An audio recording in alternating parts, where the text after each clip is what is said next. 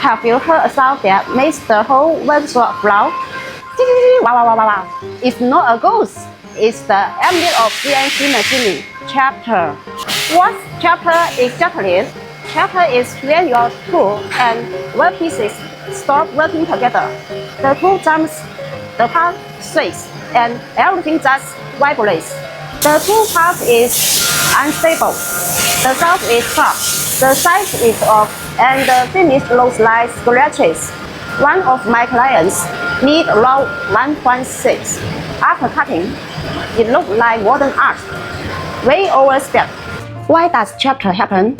Tool holder too long or fit, low rigidity, poor nose too big, haven't cutting force, aggressive settings, speed too high, wind champing amplifies vibration.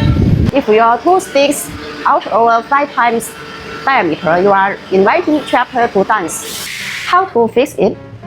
1. Use a solid carbide or heavy metal holder.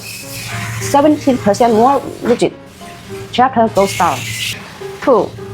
Slow down speed out shallow under 0.5 micrometer and feed steadily, no aggressive moves.